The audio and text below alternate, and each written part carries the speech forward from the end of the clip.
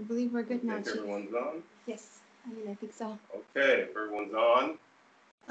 Well, actually, there might be a few people still coming in. Okay, we're going to wait just a few more seconds. So we get started with the bump up.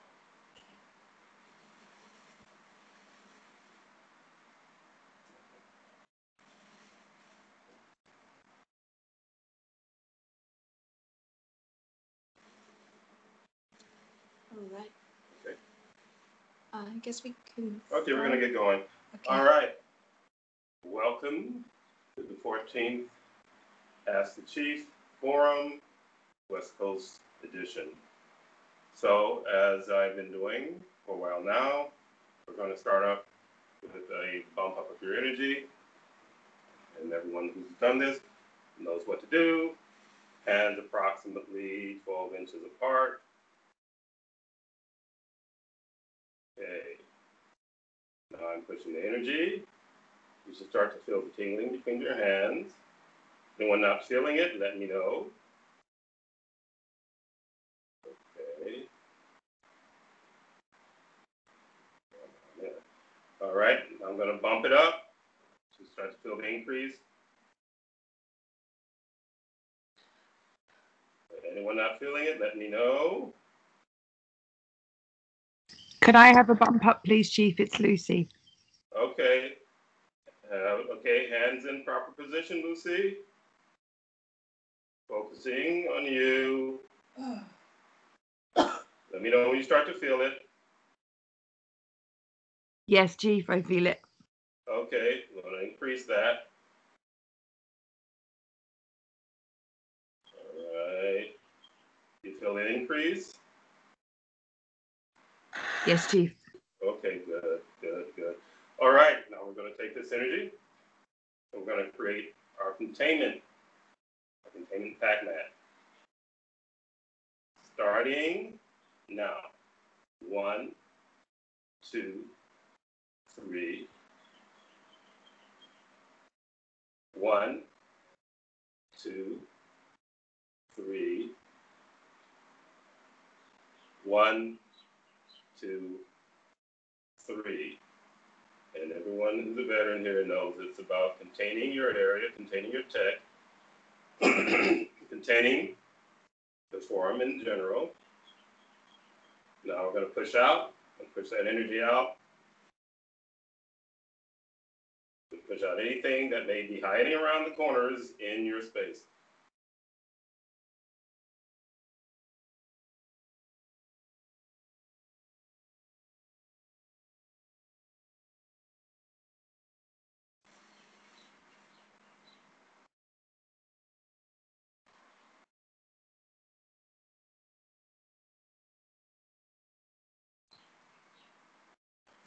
Okay, very good, very good. All right, this one I'm going to start out a little bit differently. When I want to finish the review that we started on the last Women's Forum, the movie Contact, 1997, but we're not going to start right there. Also, there's a question that is kind of like rolled over from one of the other reviews that I did, the Black Panther review, and there was a question, and I did promise Eric that we'd get to answer that question at some point. And so we're going to do that on this forum. But before I get started, anyone who has anything on their mind that they want to talk about, just let me know. So we can start now before we get into that. And when we get into, even when I get into the reviews, it's always open. If someone, something comes up really strongly, and you want to ask a question, it's no problem to interject or basically halt the review in order to address your question. Okay. So starting out, anyone has anything that they have on the top of their minds right now? Don't be shy. I'm sure you do have questions. All right. Then we're going to start first. I think, what's it first? We're going to answer Eric's question. Yes. Let me see if he's on yet. Okay, see if Eric's on. I think he's coming on. We could answer a few, like one or two, while he's like working on getting on. I think that somehow he didn't get in the lineup early enough. But Oh, okay. Okay. Well, then maybe we can go into just continuing the review on okay. on contact. Okay. Yeah. Sure. So where we started, or where we ended, I'm trying to remember exactly where we ended. You have that note hanging. We tried to cover as much as we could, kind of going forward, jumping from certain spots. Yeah. But we stopped at, for example, where they were talking about, they were right when she first hears the sound of the frequency, and they're talking about right before she hears the sounds of the frequency. There's all this talk about like what happens on planets, whether there's sulfuric rain or deadly gases, and just the assumptions that they make of planets they've never been to, but so-called they see. Glass, winds that are made of shards of glass. That just seems to be like set up program. Yeah, it was interesting because something that's coming up that will come up later in the movie. Once we get through that, has to do with someone questioning those types of theories and assumptions. So generally, the way things are put out, when I remember being in school, they would say theory, but in reality, they wanted you to believe it as fact. So, they may say theory once, but then, there's wormholes, there's, what's it, the black holes, there's all these types of things that they claim exist out in the universe. And the reason, again, why I chose Contact had to do with their revelation about a month ago about the existence of these vehicles that they claim to not exist for well over 60 plus years, well over a half century. They're telling people that they're crazy to even, entertain the idea. We told you that these don't exist. Why? Don't question me. It's like a bad parent. You won't listen to the kid's reason. I told you that that's not what's happening. The dog is eating the cat. Dogs don't eat cats. Well, dogs do eat cats, but dogs don't eat cats. Get out of my face. Literally, that's the attitude that the system had towards its food. Don't question us on the things that we tell you are or aren't. So when I know we were talking with Mrs.A was talking about the that particular segment and that tone. I don't know if anybody got a chance to even watch the movie. And I just basically said, when they start running that tone, it's literally a subliminal mind screw. And you should literally shut off the volume. And the best way to know when you're getting a subliminal mind screw in any movie or TV program, even music or any audio that you're listening to, you feel a certain way. And if it's a way that you can't really quite define, then that means that you're obviously being programmed or mind screwed. So some, they will recognize a feeling of maybe aggression, because someone's trying to get you to dislike a certain group or another. And if you're feeling an aggression from listening to something, that means that they've used that button many of times in you to get you to behave a certain way, to think a certain way, to feel a certain way about whatever it is that they want to get across. So from the point where we were talking about the tone, and don't, just turn the volume down and just pay attention to how long that, they're running this tone. And they were doing it at various points throughout the movie, right? Yeah. Yeah. Specifically during when Bill Clinton speaks, whenever they're trying to, usually when they're trying to induce fear or make you think a certain way is when they turn it back on. Yeah, yeah. I didn't know. Sorry. I was just checking to see if anyone else would come on. Oh, yeah, right. Yeah, I sent a message. Okay. Well, if he, if for whatever reason he doesn't make it, then he can always watch the. Yes. You don't get a live bump. Bump doesn't work on the, rewatching it. Bump works only live. So you come in late, you kind of miss the bump. So and I know this is not his. I know it's not his fault. That's not on him because he was added late. Yeah, and so it's not his. It definitely is not his fault. He's definitely been very, very diligent about doing everything that that I request. I just made sure to tell him that his question specifically is when he can come on. You can just tell us. So okay. Yeah. So I don't know if he can send a message or something to you, just let him know when he's on, because we still have this situation where we can't really see what's on the screen while I'm facing it. So if we have it the way where we can see what's on the screen, then what's behind it's in the banner turns out reversed. So anyway, we wanted to know when they play the frequency. Well, that they played it throughout, and I was just verifying that in agreement that they were playing it off and on throughout the rest of the movie. For example, whenever they decide to talk about like certain types of brainwash, for example, the sound is playing whenever they're running around like chickens with their heads cut off, trying to like push buttons and make the satellites work and run diagnostics and make sure the machines are doing what needs to be done. Mm-hmm. And they say something really strange like partially polarized set of moving pulses, aptitude modulated. I'm like, really? Do you even understand yourself? Yeah, it's all confusing speak.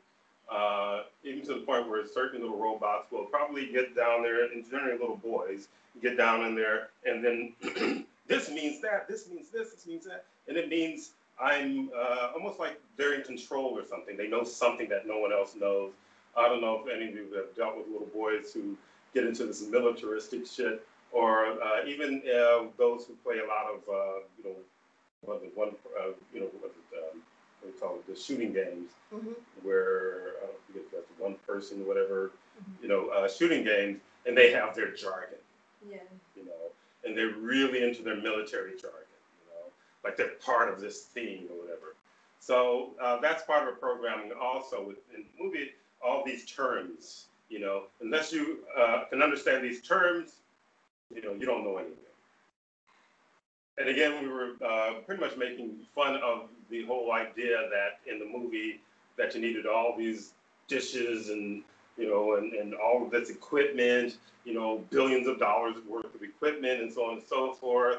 And you have to sit there toiling over it hours, on hours and hours and hours for years just to listen for, a certain tone or something.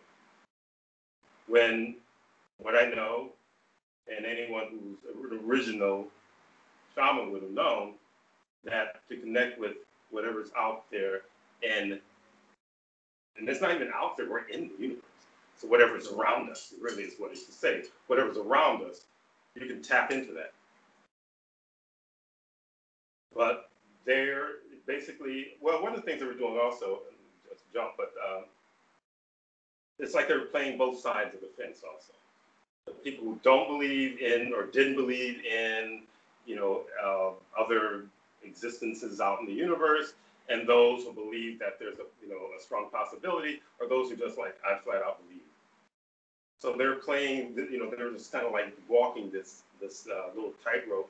And I felt that it had to do with them trying to pull everyone in for the same brainwashing.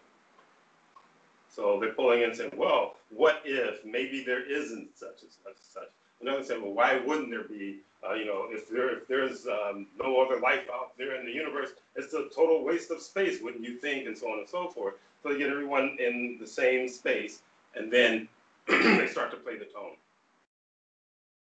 which is literally just to lock you into this idea that only a certain group or the system can tell you what is and what isn't. What's intelligent? What's intelligent. It's like the whole scientist thing, which I always thought was kind of funny. The scientists say, and then they show a number of people in smocks and whatever, these are the scientists, And I'm like, I don't really know these guys, and they could be just fakes. client like that who would talk in like gibberish, and then people would believe him because he used a certain accent, and to fake his intelligence. But if you challenge him and say, you know what, you don't even know what you're saying, then he'd get embarrassed because you played him on, you would figure out. Well, his game was intimidation, and certainly they literally density will see how you react to what they're saying. So if you show that you're kind of confused, then they're like, I got him, and then they would start to just unload all of this terminology. Excuse me, sorry. That doesn't amount to anything. So not only this one person that we're talking about, I have run into this with other individuals who have gone to institutions, Ivy League colleges, and so on, and they want to have a deep conversation. I didn't go to an Ivy League college, but I'm a very, very deep thinker. So they're talking some mundane stuff. I get bored. Let's get into something more interesting. So because they couldn't hang with me, they start to introduce all this jargon, and they didn't realize, when I was around 18, for some weird reason, I decided that I wanted to study the dictionary. And I did for a couple years, to the point where I had to roll back on it because I was becoming quite a freaking party pooper. When I said, how do you spell, and I just like, smell like this, so on and so forth. What is it with this guy? He's weird. So anyway, I just pulled away from that. But these individuals, they assume, well, he didn't go to Harvard, he didn't go to Yale, he didn't go to whatever other Ivy League college. And they just start with this rhetoric. And I said, I speak English very, very well. And what you just said doesn't make any sense. Mm-hmm. Can you phrase that and so that I can understand, so that regular people can understand? So they try, but it ended up being the same gibberish. Same with this person, same gibberish. Or like you said, he would get embarrassed because I would just calmly, at this point, just say, that makes no sense. I use this word, I know what that word means. I use that word, I know what that word means too. You put them together and they don't make any sense. So this is what the system does also. This is basically to intimidate you into thinking that you don't know anything. Or don't even try to know anything.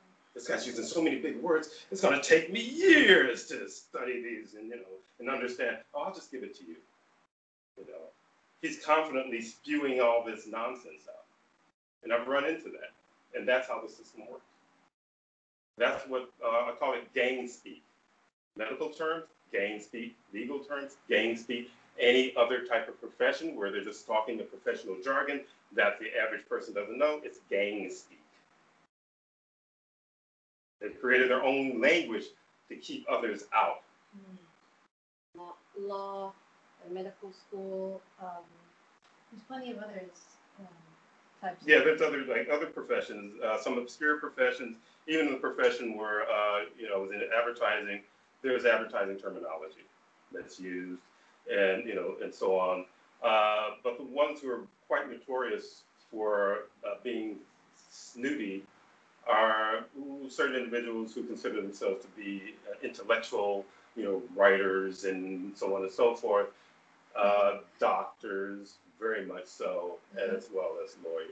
Wine tasting. We were talking about, there's a comedian talking about the comedian was tasting wine at a wine testing venue, and there was someone else describing the same wine they were drinking, and he was like, am I even drinking the same wine? Yeah, or even in the same room. And I'm quite sure you've seen that because they do the stereotypical wine tasting thing. If you've watched any movies over the decades, you might have watched some where someone, they're at this wine vineyard, they do these tours, and then someone's sniffing it, nutty, fruity, a bit of bark, and all of this stuff.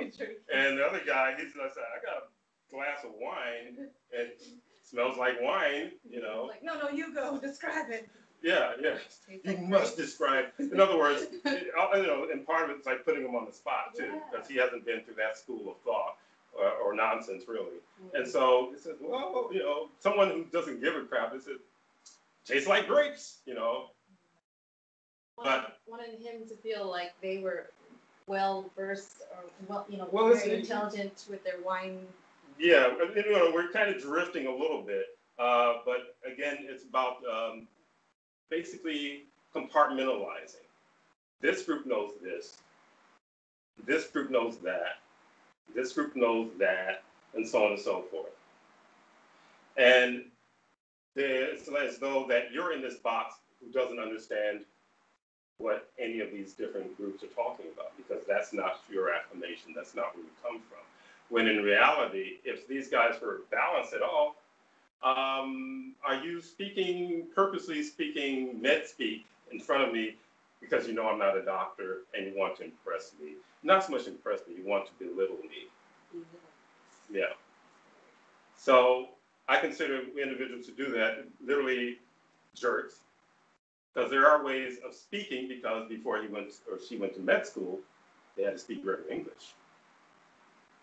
So if you can't describe things in a way where regular people, so to speak, can understand, you're basically grandstanding. You're being a bit of a jerk and not a lot of a jerk. So going back to what that ties into this whole idea that you can't have any thoughts about what's going on in the universe.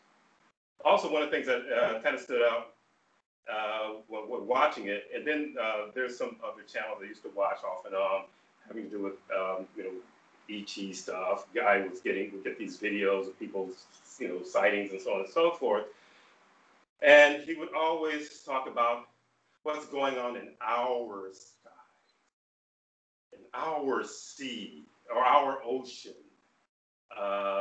our country, our solar system, and then our universe. And when they go into they would like my country generally. But even though they're saying our, it's like, who are you claiming this for? Depending on where that person's from, he's not talking about everybody. He's talking about himself and his little group. Our.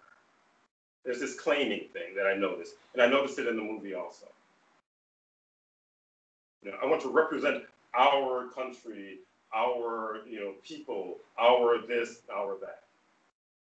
So I always thought that was a little weird. Ever since I was a kid, I thought that was weird, because it's about owning something that cannot be owned. Consciousness does not own consciousness. Chief, so when someone's doing that, yes. These are words that we should remind ourselves to stop using in general terms as well, isn't it? When I say like my daughter or my husband, my house. So when I contain the whole house now, I don't say contain my house. I'm like contain the house, contain the land. You can definitely go to that point, but I will basically I kind of roll back on that, because the average will say, well, the reality, if you're renting a house, it isn't really your house, is it? No, exactly. I'm renting a house. It's not my house. It's a house that I'm renting, that I'm staying in. Gaia is not my planet. It's a planet that I reside on right now. So what you're saying is correct. Correcting it, and then I think you're probably referring, when you talk about your daughter, the daughter, the Cahill Gibran poem about children are not yours. There are these separate consciousnesses who are unto themselves. You have just agreed to be the custodian until they get to a certain point where they can go out there and express themselves on their own. So, some will say, well, okay, if I have a car and I paid for it, yeah, you can say, yeah, I own that car, but even then, it is dicey. But I'm more inclined to think in terms when individuals start talking about things like the ocean, the forests, our rainforest. I've heard them do that, and so on. You can't claim this to me, in reality, these are consciousness that you're talking about claiming. And we can get into some semantics having to do with the house and, and the car and the kid and the husband. But yeah, the husband, claiming another person, I stay away from that. But when it comes to communicating with someone who's just out there, you may have to use those terms at times. unless you want to get into a long conversation. Why don't you call your wife or your husband instead of the husband, or just calling him by his name? Yeah, they called me cheap. I was in a situation where someone claimed everything, even what I did was theirs. Well, they never contributed to any of it. They came along and, oh, my house, my car, my kids, my wedding, and I'm standing right next to this person. Was I there, or was I like a character actor or something in this situation? So when I talk about that, there is some kind of weird psychosis that goes on within society. And there's certain, I hear it more coming from the West when it comes to this claiming things. There's a whole lot. I arrived at the North Pole. I claim the North Pole. Now, Gaia is a consciousness, and we did go through looking at the definition of what Gaia meant. It said those who believe Gaia to be Earth to be a consciousness called Earth Gaia. It's not that I believe Gaia to be a consciousness. I know Gaia is a consciousness. So here we are, sitting on this huge, grand consciousness, and you're trying to cut her up in pieces and claim pieces. So, excuse me, Gaia does things periodically that lets you know nobody owns me. Someone just come on? Yes. Okay. Oh yeah, hello, it's Eric. Excuse me, sorry for joining like 10 minutes late. I believe there was a question that I had asked that you wanted to address in this forum. Yeah, the Black Panther question. Yes, I can read it. Yeah, we waited for you to come on before we answered it. Okay, so. Yeah, thank you so much for that. Sorry about. Well, because I know that you're such a diligent person. Prepare yourself for a bump up. This is not something I would normally do. Because what's on you came trying to follow you in needs to be dealt with. Okay, Eric, you prepared? Yes. And the position, excuse me. All right, pushing that energy. You feel that energy coming in? Yes. Okay, I'm expanding that energy. Feel that energy expanding? Yes. Okay, great. I know it's expanding a little slow because I heard the hesitancy in your voice there, but it's there. Okay. Now you're just going to do the containment. We know what we've done all the other stuff, but you're going to do the containment, Pac-Man. So you're going to follow. Anyone who wants to do it again, fine. It helps. Starting 1, 2, 3. 1, 2, 3, and 1, 2, 3. Okay, good. And I'm going to check to see because you got a bit of coughing, which means when you start to hear Mrs.A and past that means something's getting pulled in there, pulling away from me. So.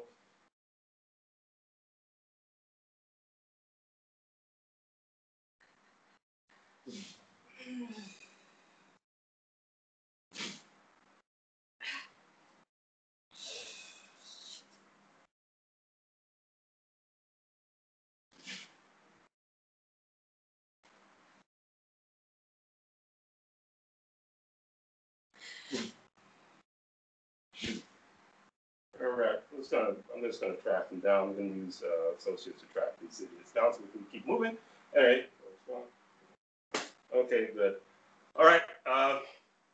So we're going to just put a bookmark where we were with the contact thing. We're going to go back to the question having to do with the Black Panther. It kind of ties in because sometimes there's cultures that have gone to places that they considered they would like to own or they would like to take over, and then they bring back the items from these places and then put them in a museum and then say that it's from some other country. I'm not sure why that is, but Eric's question was, in the museum scene, the artifacts were all described in Black Panther.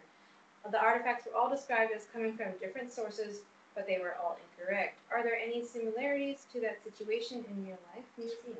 Yeah, and the answer is all the time. All the time.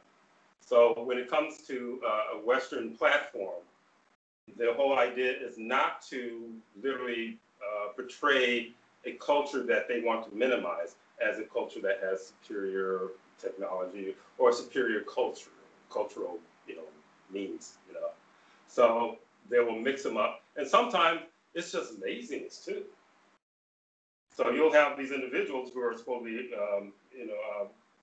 archaeologists, and they say, "Oh, okay, I'm in charge of hiring archaeologists, but I'm not an archaeologist. I'll just leave it to these guys.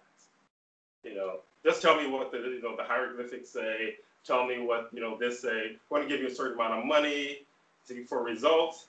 And a lot of time, when they get the grants, if they're not finding anything, a lot of them will invent things.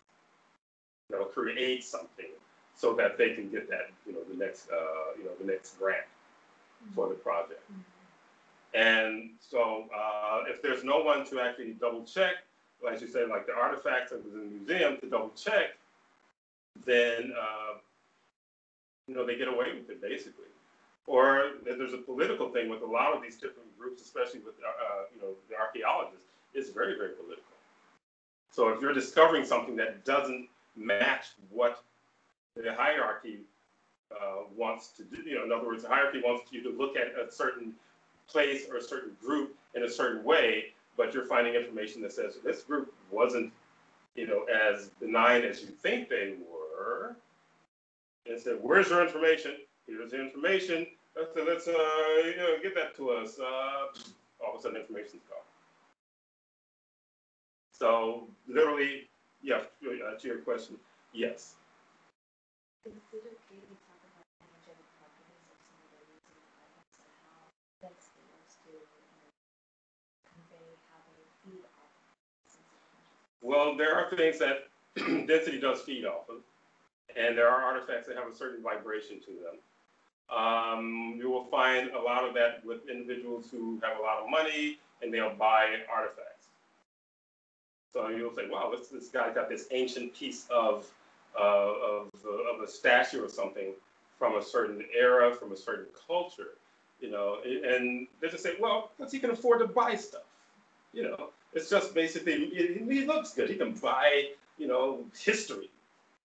When in reality, that piece has a certain kind of energy to it. Certain pieces have a certain type of energy to it, and he's basically feeding off of that energy.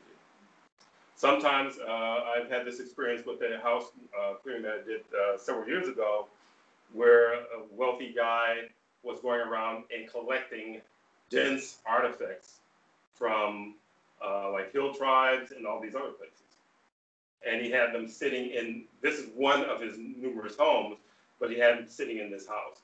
And when I was called in, the house was extremely haunted.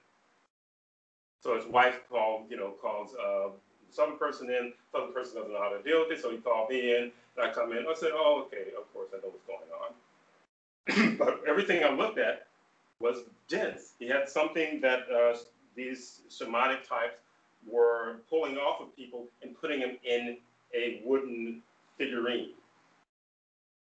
Yes. You know what I'm saying? Some of the items, most of the items, like 99% of the items were dense, but he had a few pieces that had light energy, and that was to torture the essence out of those particular pieces. Yeah, he had a couple of pieces that weren't dense, but very dense things had been done to them. So someone would think, trees are just things. Excuse me, hold on a second. Sorry. That trees are just things.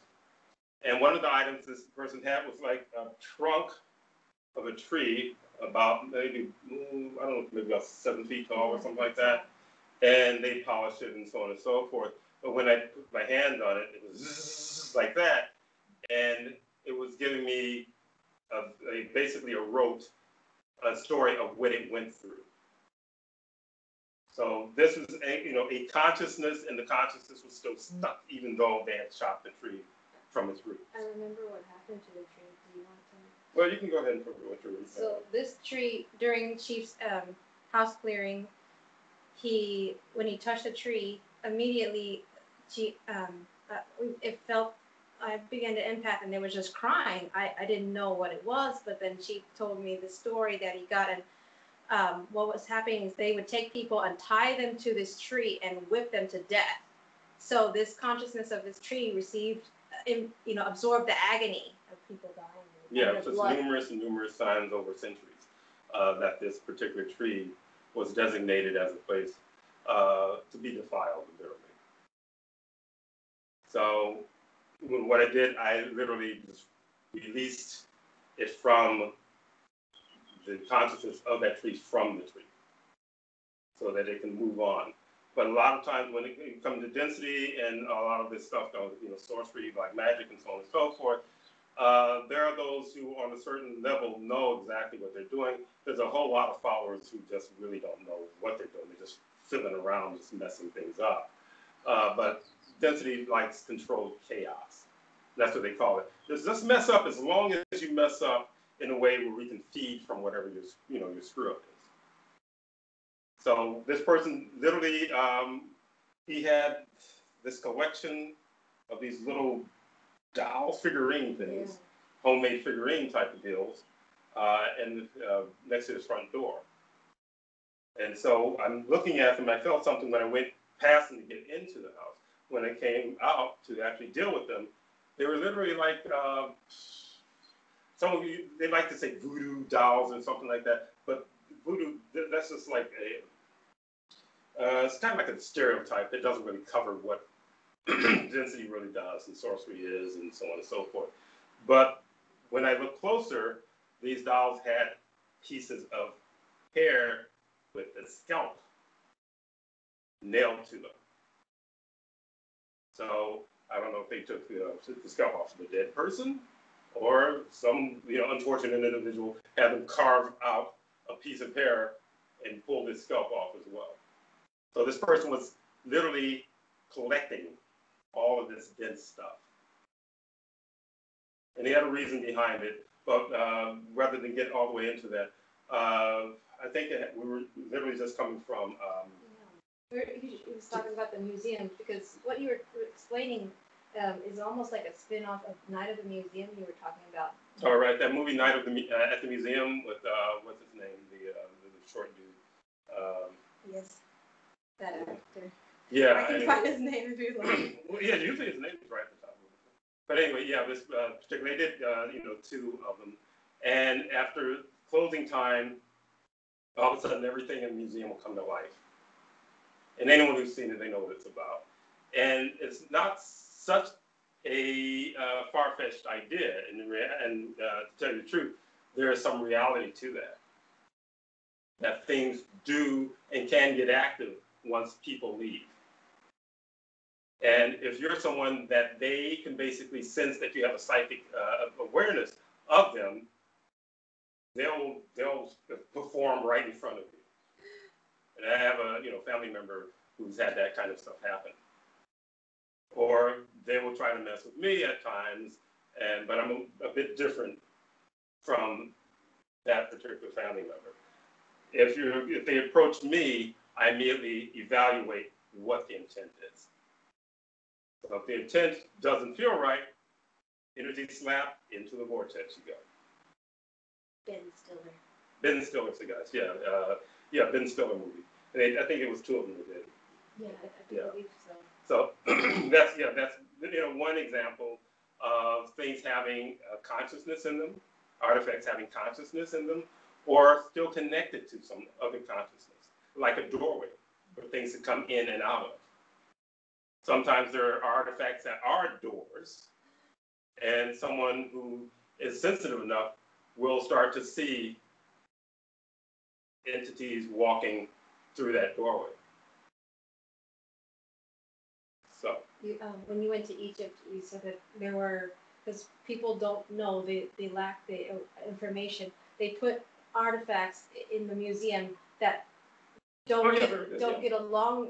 Sorry, go ahead. No, very good. No, very, very good, because I was about to just even gloss over that when that's a perfect example of a museum putting artifacts in places where they shouldn't even be in a museum in the first place. But there are these artifacts from different areas in Egypt, and they put them in the same room. And when I walked into the room, I felt this like a war going on. It just felt like this battle was going on. And then when you get quiet, and I get quiet, this one's saying, he shouldn't be here. No, he shouldn't be here. So literally, they were putting things that were post-yin of yin together with things that were, pre-yin of yin together with things that were post-yin of yin. Post-yin of yin stuff is just nasty. It's all talks. It's created to manipulate the narrative on the planet to move it towards a yin of yin concept of history. So there was no high technology on the planet. There was no advanced anything on the planet until they decided our anthropologists are going to check, and we found that there's nothing there. Even though there are people who will scour this stuff, and they'll find hieroglyphics that have things that look like spacecrafts on them. Some weird ones like there's something with wings, like airplanes, or even something that almost looks like a helicopter.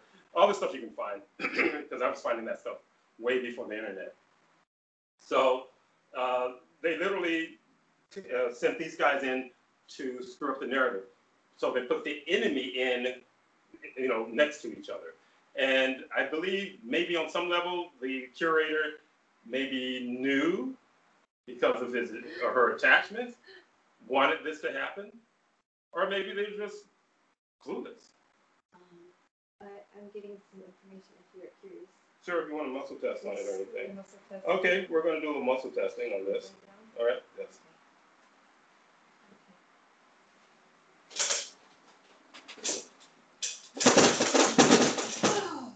They're already acting up. I'm going to adjust the table a little bit.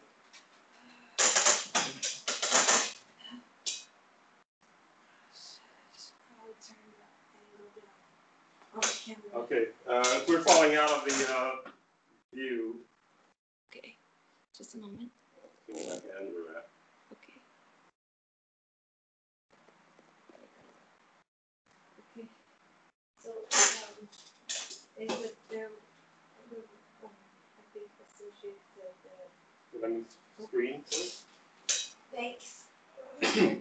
Always do protection.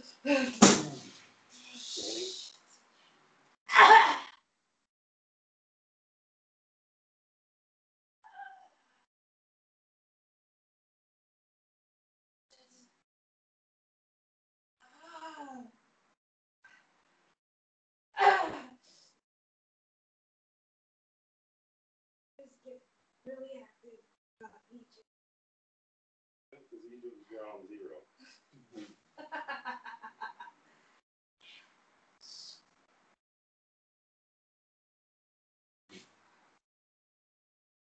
Continue.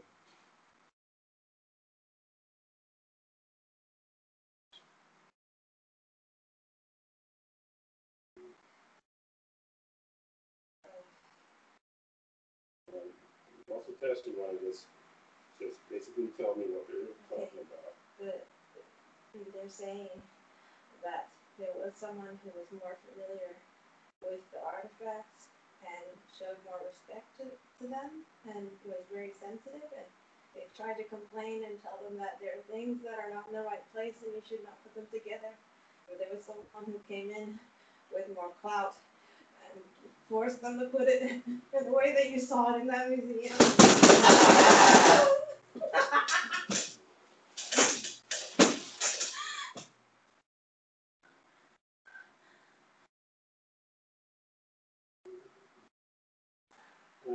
Sometimes they would think that they might be able to stop something that I'm doing. All right. With me for a second.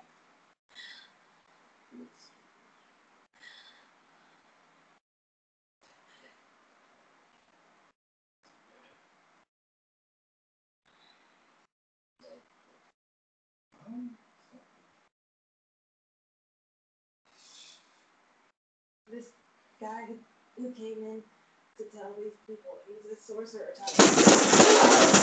He thinks he's doing bad shit. That's my weakest. That's my weakest. You want me to bump it up a little? Oh.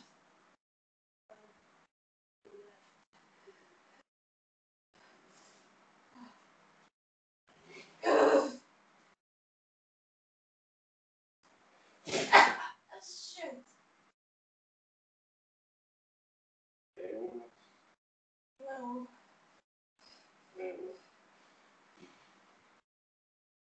Sorry, I didn't mean to. No, that's all right. They don't get the memo, all of them. So, anyhow, you're saying that what it sounds like that what they were doing at this particular Cairo museum, this museum I'm talking about in Egypt, that there is someone definitely could be considered part of the system.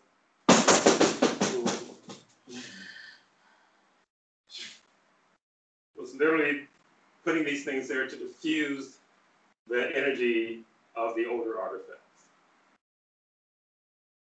So just basically to keep them weakened was literally what it was about, was to keep them weakened. So there are individuals who knew, and yeah, there are people who come in and they're very, more or less pure of heart, and they're saying, look, I can feel that this is wrong.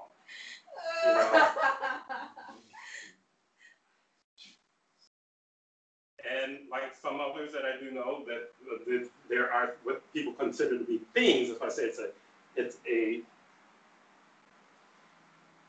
consciousness, it's a conscious universe. Everything has some level of consciousness to it. So it's a conscious universe. So someone will talk about, even something like a computer or something that ends up talking to them, not, like in the Matrix, on the screen or whatever, from Morpheus or those guys, but literally the consciousness that has evolved in a piece of computer. Or if even on the simplest level, if you own a car, a nice car, and you're driving it around, and it starts to get kind of dirty and so on and so forth, you start to feel a little something, not so cool, while you're driving your car. And you may say, well, it's how people look at me driving around in a dirty car. No, it has to do with the consciousness of that vehicle at times, not most of the time. So you go and you get it washed and detailed, and you get in that car, and it's not like, wow, I feel really good about it. It's as though you feel that the car feels really good about it. So we're talking about levels of consciousness throughout the universe. So these artifacts have consciousness. Smaller items have consciousness or connection to consciousness. So they can be either consciousness or a doorway. Yes, go ahead. Yes, I've definitely felt that with my car. But I also have another question with Marley and her bunny. And obviously Marley had a session with you one time where you had to clear her bunny too, her cuddly toy. Well, we've talked to her about it because we've said about density and attachments being in it, containing the bunny all the time, and how it's a way to try to trigger Marley. So we moved to putting Bunny in a box of flower salt water for over a week, and then had a discussion with her about it, about not having Bunny anymore. And she's agreed that, because we talked about your teachings and everything, she's agreed. But now we're not sure what to do with Bunny. And we were wondering whether burning it gets rid of it, because then its body's gone and its consciousness will be gone. But we don't know necessarily what the thing to do with the cuddly toy is, because we don't want to keep it. Yes. And if we stick it in a bin, are we sending it somewhere else where someone might get the attachments? What you're going to do, you're going to present that to me next time you have a session. Okay. I'll remove the consciousness from it. And they don't like that. So that's the best way to get rid of it. So if you're burning it, yeah, that essence of whatever it is that's in there, the toy is literally an avatar that is embodying. So it's literally like, when you buy a new car, all of a sudden, you're the driver of that avatar. So whoever because I remember, I kind of remember what you're talking about. And a lot of times when you have items like that, more than one theme that comes through it. So I believe that the earlier point, the rabbit was kind of like a doorway. Yeah. Yes, like things came in. Yes. Which meant there's not just this one thing. You can destroy it. Well, again, I don't really trust myself to do this. So I close the vortex, and then whatever's left, in the rabbit, I delete. And then you can get rid of the rabbit. And probably the best thing would after that point, then you can burn it. But I say burning now, no. Burning. And then you can burn it. Thank you, Chief. My next session, we'll bring the rabbit. Thank you. Okay, no problem. Just the stuff in the rabbit. Yeah, so when we're talking about something, Mrs.A can shift like that to another empath, which was the things that are connected to that rabbit. So yeah, you're putting it in flower salt, and if it's still a doorway that they've managed to open up, and I remember that there was something they were doing when closing all these doors in your house, and you said that there's some problems going on, and I said, what has Marley done? What did they ask Marley to do? Because she's a kid, she's a little kid, and I think it was one where they had her take a crayon or something.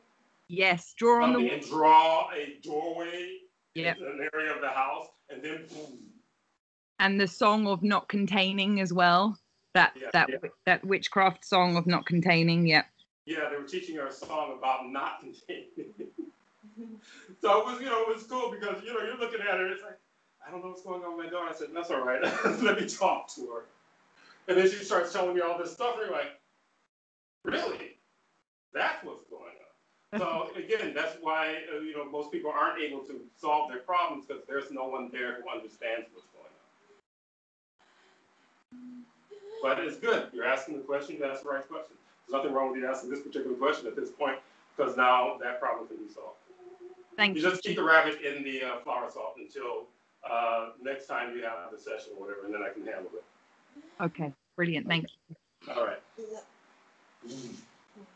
Also, they said about the artifacts and why the sorcerer guy came in and told them to mix dense and light artifacts is that the density says that they don't want light and light congregating together because then the energy spikes, and those who come in who have more propensity to be light, they might have more begin to change in some way, and those who are dense will be repelled. Yeah, and this I don't know if you heard what Ms. was saying, having to do with the artifacts and them putting dense artifacts in with light artifacts, and generally to neutralize the light in the lighter artifact. And again, everything interconnected. So we're talking about artifacts. You can actually talk about relationships. No. So just from experience, years ago, if you meet someone, and if you're actually someone who has a certain amount of light, that is, given you have a certain amount of light, and you meet someone else that has a certain amount of light, in other words, they have more light and density going on, you'll find that either the situation is that person's in another relationship when you meet them, or you're single, or you're in a relationship and they're single or something, or there's always some thing going on where you can't quite get together. And you may think, oh, that's just maybe coincidence, when in reality that's on purpose because you're walking around in the matrix, and the density that created it controlled everything. They controlled how each person moved, which means one client was saying, well, that means that there got to be billions of, dense entities. Yeah, there were. Numbers are going down. It's definitely going down to the point where they don't have total control over everything anymore. But if two people who have more light get together, guess what? Things tend to go a lot smoother. You know, when it comes to arguments, you're a thinker, you know, there's got to be some balanced way of resolving this issue. Instead of this knee-jerk reaction, this person's out to get me, you know, that's how density wants it.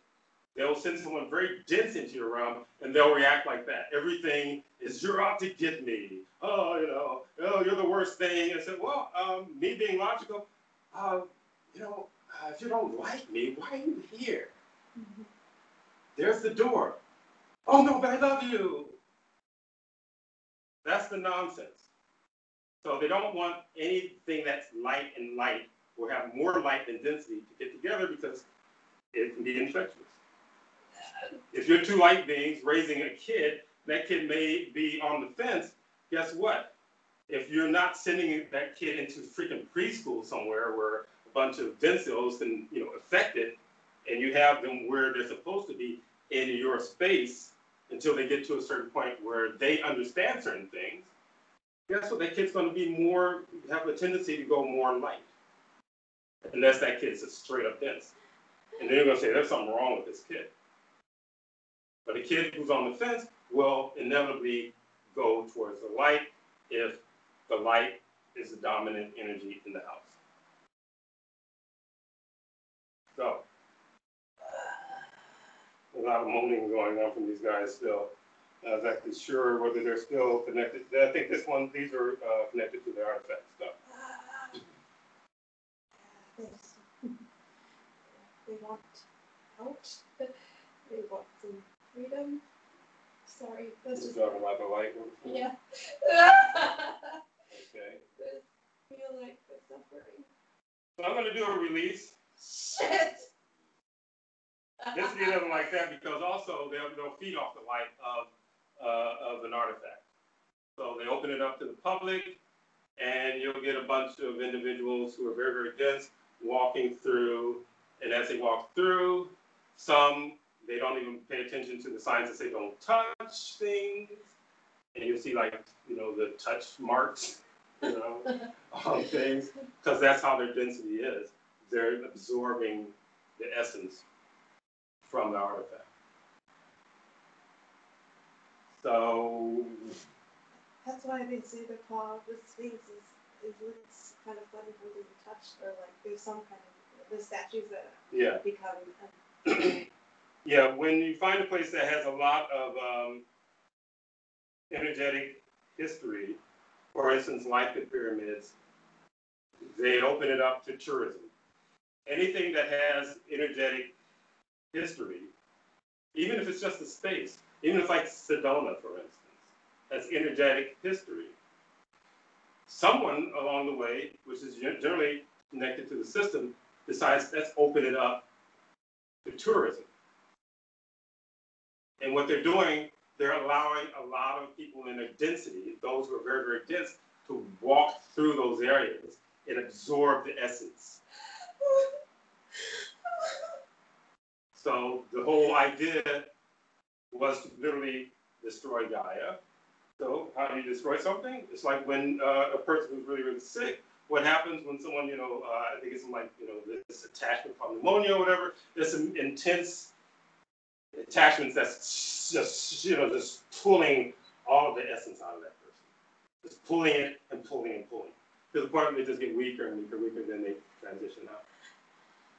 So all of these places that have been put on these, you know, places to visit, especially energy spots, this literally was to help kill Gaia. Because you get people who don't even know what the hell energy is about. They think it's like, well, this is a place to go, and they just like walk around like weebles, just sucking everything up. Also at the same time, oozing all over the place as well.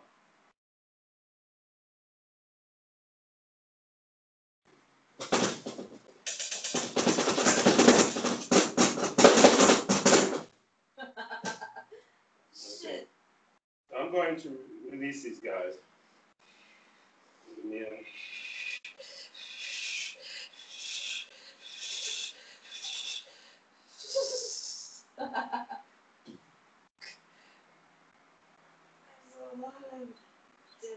showed up that they're being held back by air associates and only allowed to watch. And they're trapped now. If they show up, there's no escape from it.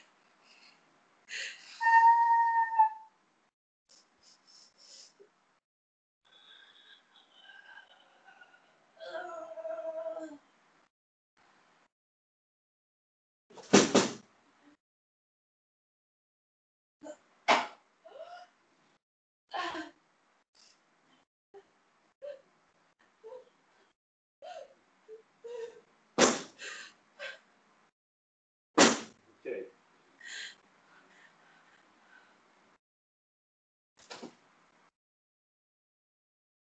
Now all the dense modes are being contained.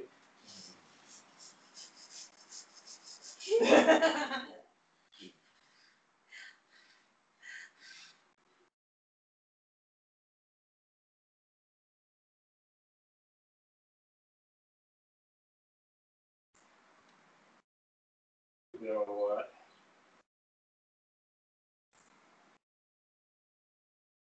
They're just dumb. Anyway.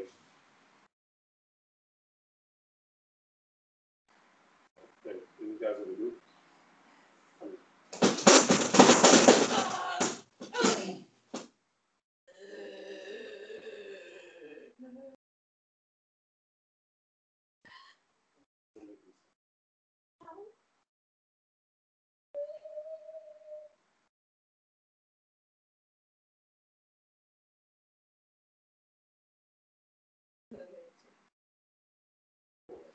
A little mind to have to change. One thing having to do with density, they're big on bluffs. So any of you who've ever had any of this, you're doing your work and then something's like, we're gonna get you here 2 weeks, you can't do this, and that's a bluff. The only reason they're talking is because they can't do anything else. So if you hear something trying to tell you that I'm gonna take you down and all this stuff, I hear that crap all the time, and I slap them once, a weakest slap, and all of a sudden the tune changes. Yeah, they're taking the urinating themselves as well. So when you're dealing with something coming in while you're doing your containment and you're focusing and everything, and they're like, you can't, just keep doing what you're doing. Keep doing what you're doing. And if you say, well, okay, you're talking too much, containment for you. Generally, there's a scream and running away, or they just start screaming. Like one client had a couple entities talking some nonsense to her, literally lying. One said that it was had been on the forums, and she described this person and said, "I have no one, there's no one that looks like that on the forums." And she's busy trying to jerk this person around to get her to let her in, because this person's doing really well with the work. She's not on the forums at all, but she's doing really well. She's doing really well with the work. So they're trying to get in some way. It's like, we'll get in, then we'll figure out what to do when we get in. Before, it was like, oh, we know what to do. We'll just do this, we'll do that, problem solved. Problems aren't solved so easily anymore for density. So now, just get in somehow, just get in. And so while she's talking to me on the phone, I said, well, why don't you, maybe just go ahead and contain. She contained this person, and next thing you know, she saw the person in the actual room that she's in trying to get out of the room, like clawing like this. She says, like she's crawling, but there's a barrier between her and the window she's trying to crawl out. So that's your containment. You contain them. And then, so you know what else to do. And also there was another one who got contained after that, and vortex never returned. They left. Well, they had to leave, sent them out. Permanent deletion. And they didn't come back. So all that to say, when when Mrs.A says, "Yeah, they're talking about some nonsense," I said, "Okay, well, what do you want to say?" "I'm gonna get you. Oh, you're gonna be sorry. Oh, we're gonna kill everyone else around you. Oh," I said, "Oh, okay. Well, you're talking from someplace you think you're hiding, but the fact that you're talking means that I know where you are." They're idiots. Okay, so when you wonder why so many people are clueless, walking around, they're emulating the things that controlled them, that manipulated them into being stupid. The puppet masters are idiots. So, in order to control their food, they have to restrict information, awareness, so that you know nothing, or know very little. Or even if you have an inkling, some part of your higher consciousness is saying that there's more to this realm, well, okay, well, you should share that information. That's another. So what do? You don't know anything. You share information. You don't know that you're sharing with somebody who's basically, a collaborator for density. Could be in your family. You tell them your ideas, and I think that's nuts. Wow, well, I guess maybe, I don't know, I can't seem to find anyone to collaborate with, these thoughts, but they keep coming. But every time I talk to someone, I had clients who said that people told them they were crazy when they're actually watching stuff happen in their apartment, like windows opening by themselves. And someone said, "Oh, you're just imagining that." But no, I can feel the freaking cool breeze coming in from them opening the window. So again, when you're having certain experiences, one of the things I learned really, really early on, fortunately I have, what's called family, which is a loaded word, but those who I grew up around who were more in tune and found it more interesting to immerse themselves in a certain way into these other realms, because we weren't discouraged. But for those who grow up by themselves in a family and they're experiencing these things and they're sensing these things, and then they have someone telling them, "Oh no, you're crazy. But no one else in the family sees this. You must be nuts." That's because that's the way it's set up. And that's why family is a loaded word. Because it doesn't mean anything. Say, well, I care about you on this level, but don't go outside of my realm of understanding or my realm of comfort. If you do, it's going to scare me, or the density or my attachments are going to start talking through my mouth and telling you that you're crazy. So anyway, we got success. That's gone. Oh. Museum. We'll see what happens. Only people who have a sense can actually walk through that museum and feel the difference. Shit. Maybe those who don't, maybe feeling something, may not know what it is. If there's, even if there's someone who don't have, aren't open to their sensitivity, will feel something. Okay. One of the things you talked about in the movie Contact, you're saying that they were pushing, especially with the tone, the frequency, they were pushing that you need all these machines to talk to those who are on other planets or on, other consciousness in that way. Mm-hmm. You were saying that in a balanced state, you can communicate just consciousness to consciousness without all the tech.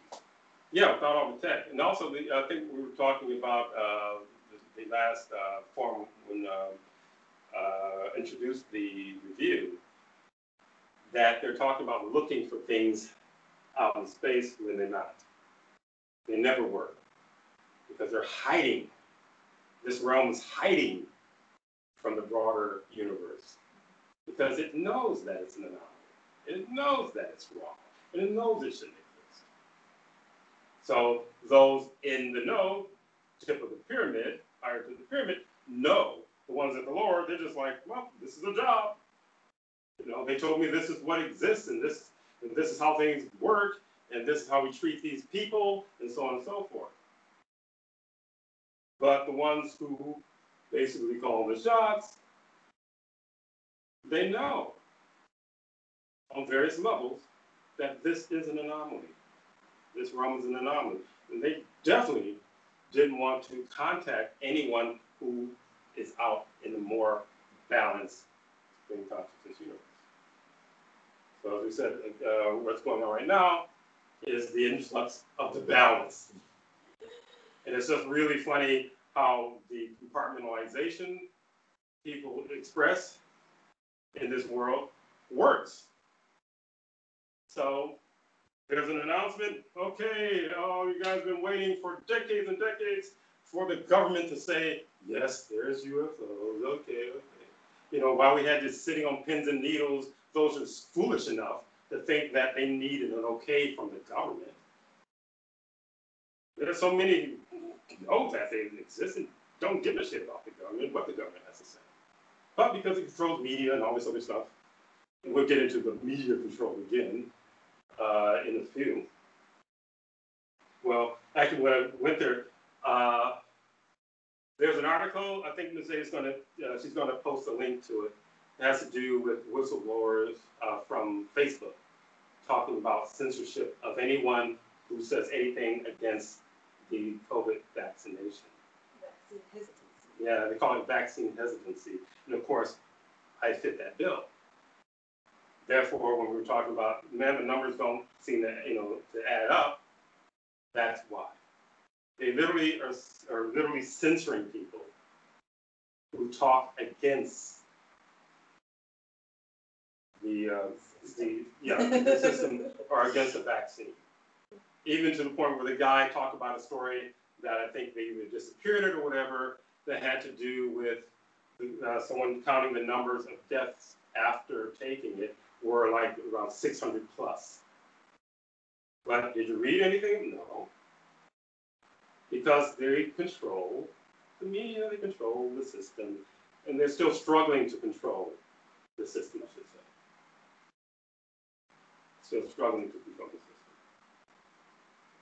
So, anyway, I did want to add that to everything you watch. If you're in, and I was talking about compartmentalization, if you're in the matrix, who created the matrix? The person who created the matrix? Did the light beings create the matrix? No. Density, in the movie, density created the matrix in the form of these robots that they talk about.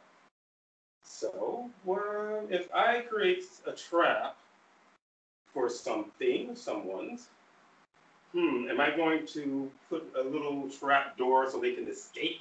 If they find the trap door, they can escape? No. If I put a trap door, it's probably going to lead to another cage.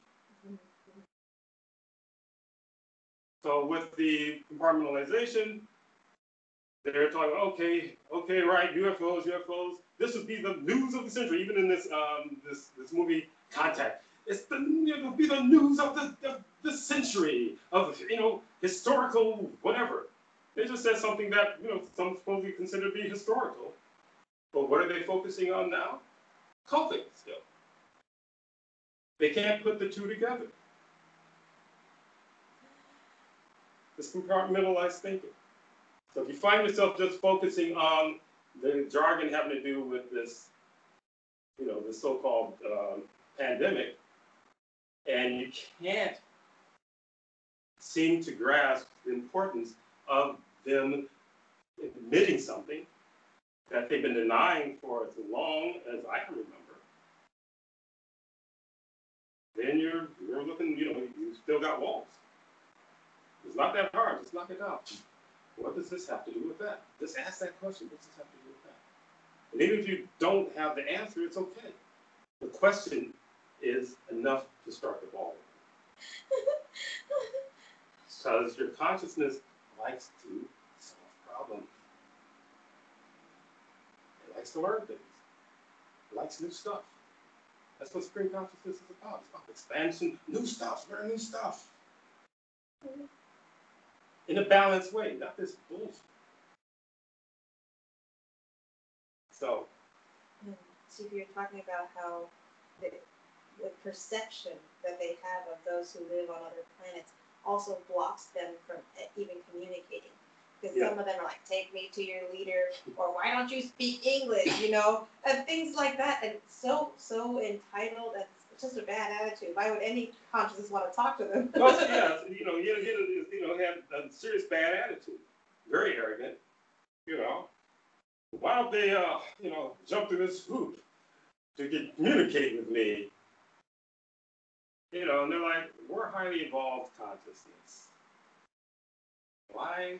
Even certain stories that I know of over the years, where even dense entities in other areas in the star system, where certain individuals are allowed, some of these remote viewers are allowed to like zip off into another solar system. And they run across these guys, and they end up in the middle of them. There are stories about this. And they're like, hey, where am I? And the beings are just kind of walk past them like, what was wrong with him, you know? Or they're like, oh, another one of these freaking idiots from Idiotville. So they wouldn't give them the time of day. Sometimes, like the one guy who was doing time travel stuff, this guy Joe Monaco, where he ends up in this loop, we call a loop, a ribbon of expression, and these aliens are in there tweaking something, looking over the city of Chicago, and he ends up in this, in this ship, and he's like, hey, so what are you guys doing? And they just reached in and twisted something in his stomach, and next thing you know, he came to throwing up. So there's these individuals on this planet that have this yin of yin brainwash that think that they're special, that everyone should actually listen to what they have to say. Pay attention to me, pay attention to me. They say, why? You're a bug.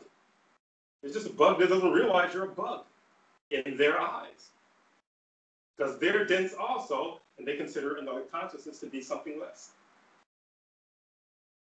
So they never got out of this little parameter that being created. Once we got out now, and those coming in now, totally different story. They understand you as consciousness. They also understand that everybody's damaged. So they have to make the decision whether to waste time trying to heal a bunch of really, really damaged people who are going to fight and kick and all the way, or those who are really open to, I really want to get this out of here. Mm-hmm. Tell me what to do. I really want to get out of here. And something's come up recently, because things are shifting. We can tell it's shifting, and we can tell it's shifting, where there are certain individuals who have had as clients before, and no one who's on the forum, because I don't allow these people on the forum, who will still go to YouTube to validate something that I told them having to do with their energy and about themselves.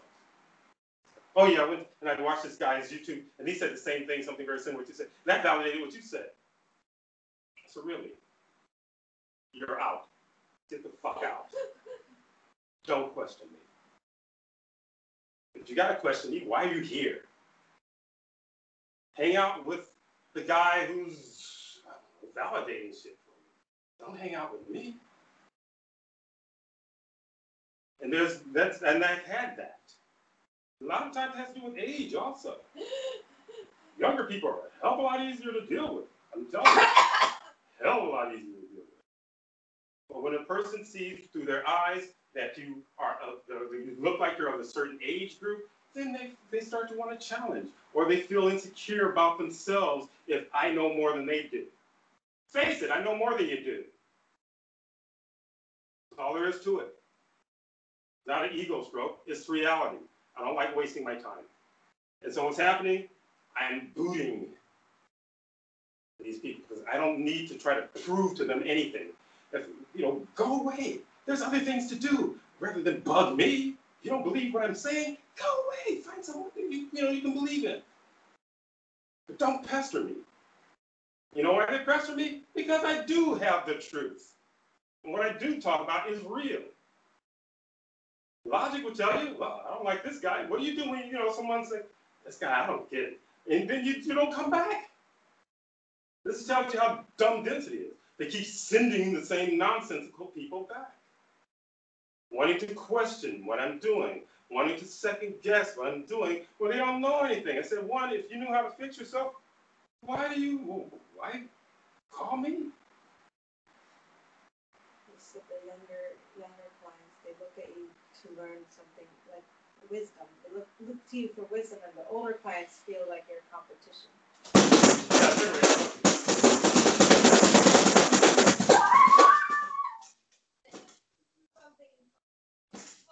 Yeah, something in somebody's having a hard time, and they're getting like afraid that you'll become more famous than them or more known to them, and that they don't want. Yeah, I'm telling you, my thing is not about ego tripping. This is a mission. But because of the programming in this world, I have to take a stance and I have to proclaim who I am. Or else, like what happened in the first year, a year and a half, or maybe two, where I'm being this cordial, nice guy, and then finding people are challenging me, but they want to keep showing up in my studio to fix things. And they say, yeah, fix that, fix that. I said, what the fuck is wrong with you? Go find someone else to fix this and fix that. You know why you're here? Because no one else can fix what you have. They're loaded with density. They come in thinking that they're being clever and they're talking, something sensible, when in reality, they're loaded with density and they're here just trying to slow my roll.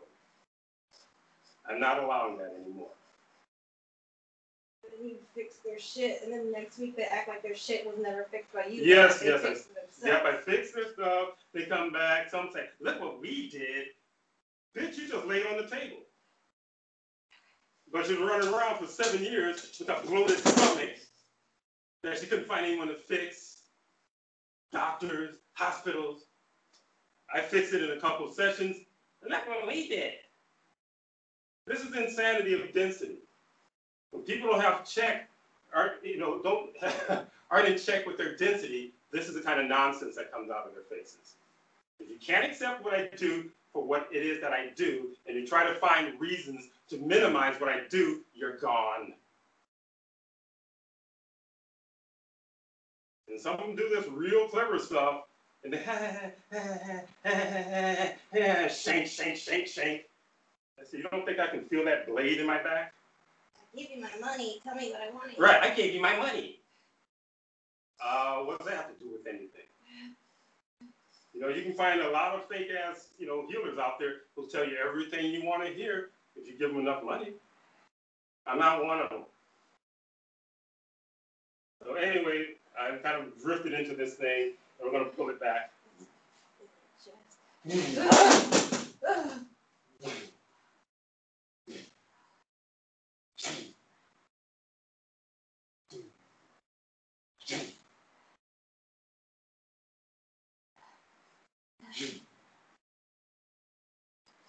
And the joke of it, a lot of them think they're only dealing with me. They're dealing with a whole lot more than me.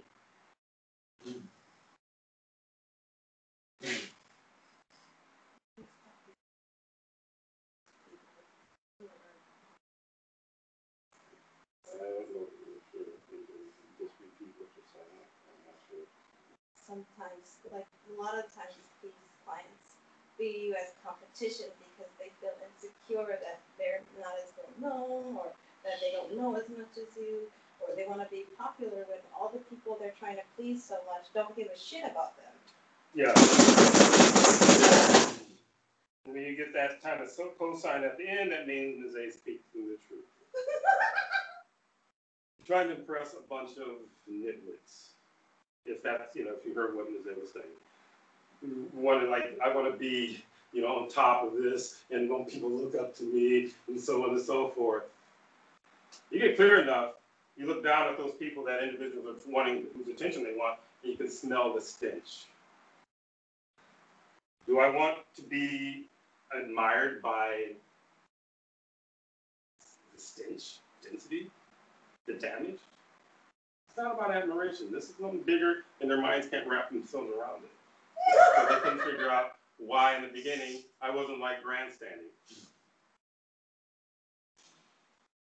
But then I had to realize I'm in a very damaged environment, and consciousness people, as a majority, only respond to certain things.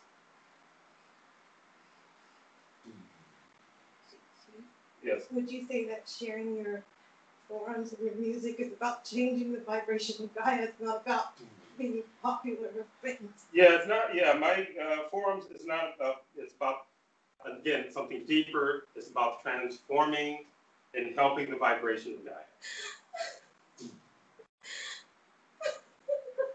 And I think I talked about before certain individuals who were getting pigeons talking in their head. You can save Gaia single-handedly.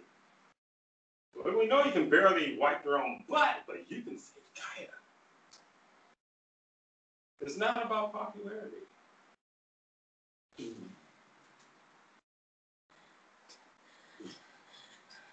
It's rising in somebody. Good. I'm getting something coming up in somebody. So don't feel bad because it's not like, the last time. This is different. I'm fishing. So when I'm fishing, I'm focusing in whatever's hiding. So we do the containment and so on and so forth, but it's a multi-dimensional realm. Something hides on the other side. Listening in from their little hiding place. The more information starts to come up, they come and they try to do damage control on their host.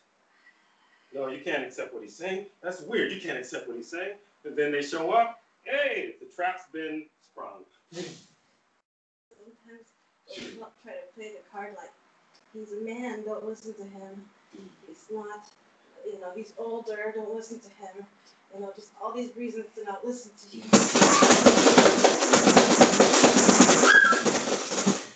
This is about compartmentalization, what Mrs.A was talking about. Oh, he's a man, he's younger, or he's wrong cultural makeup, or he's whatever. Any box that they can find. They expect you to be linear and compartmentalized in your thinking. What I do, I break down the walls, and I keep talking about that. I keep knocking down the walls. Keep knocking them down. Every time I see them on the client, I knock it down.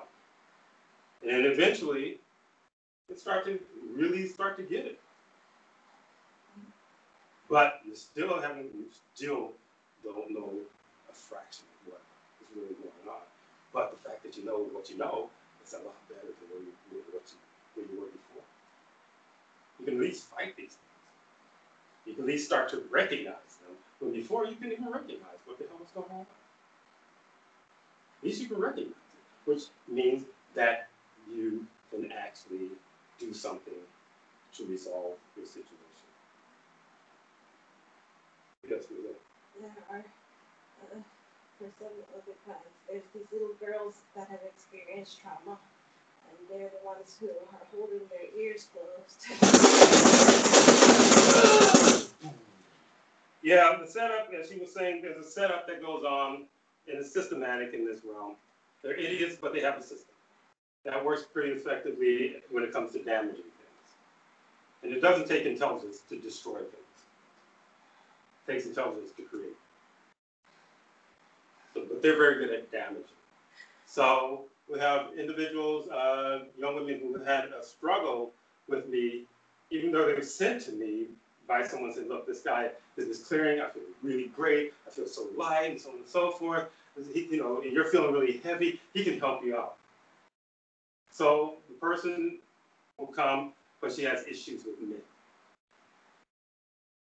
So I'm working on her in spite of her blocking just by visual. I said, did the person tell you that it was a dude who's going to be working on you? But they sit there, and what Mrs.A says, it's like these little girls from the time of their traumas, each time they've been raped or something, or beaten mercilessly by a male. Then they say, oh, all men, all men, men bad. So literally, they end up fighting against their own healing. But the thing is, I can bogart a healing on you. You'll definitely feel light.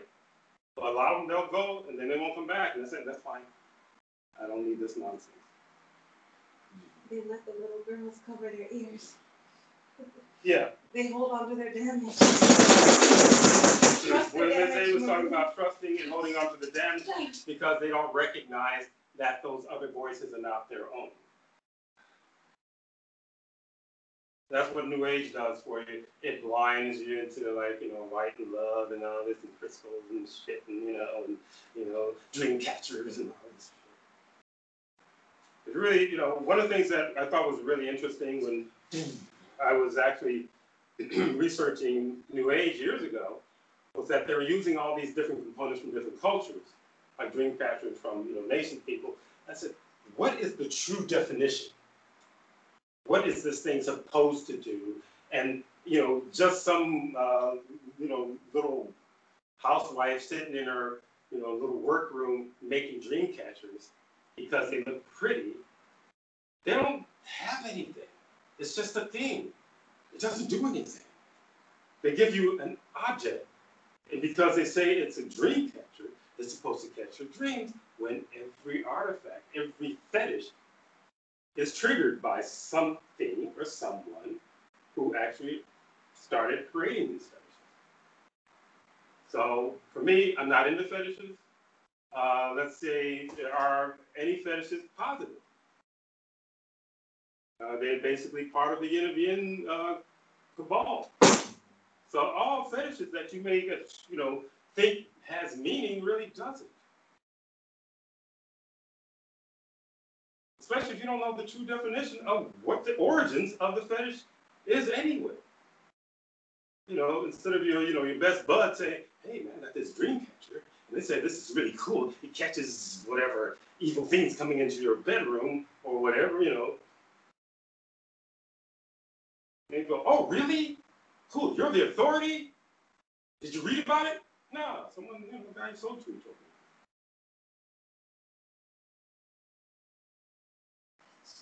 Yes. These women and men, they do this thing where they hold on to their damage like a fetish because they believe it makes them stronger, but it weakens them.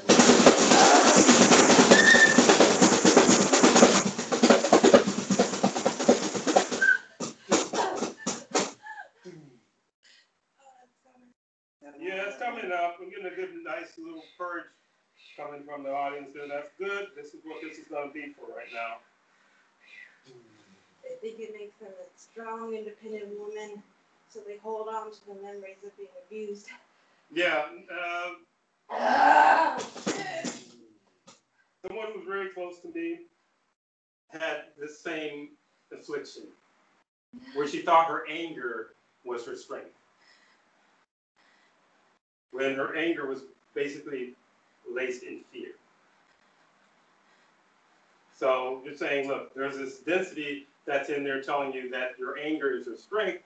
They don't want to believe it. Or they say, oh, yeah. And then they go back into their little room and then they commiserate with their attachments. Yeah, good one. He actually believed that you believe what he was saying. Then the next session, I said, well, why are you so jacked up still? In a different way. I said, because I always pull stuff off. But then they'll go and replace it with something else. Or they're hiding something. And if you're hiding something, it just takes that much longer for me to just get to it. I'll get to it eventually. But what it's doing is pushing the minor issues in front of it. Yeah, I feel lighter. Yeah, of course you feel lighter. You got a bunch of stuff. But I don't think we got the real deal. But I've got a number of clients. There's some who send me a freaking text with links and shit on it. And I'm like, why are you giving me homework to do? I deal with a lot of people, and to think, well, I'm paying my fee, and you say, no. You know how much individuals who are in the system get for researching your shit? Hell, a lot more than I'm paying, charging for sessions. And that's beside the point. Why are you giving me homework? You want to be special? No one's more special than anyone else, as far as I'm concerned. Some people try to hide shit from you, Chief, and then they wonder why they're not Captain Marvel already.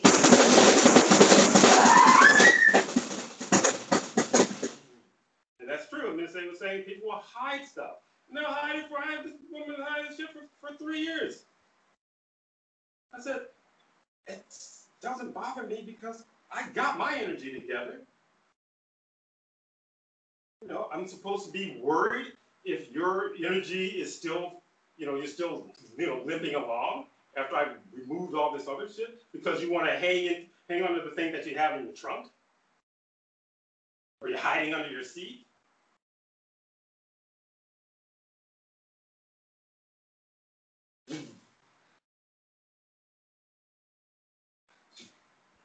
Things jumped out, Chief.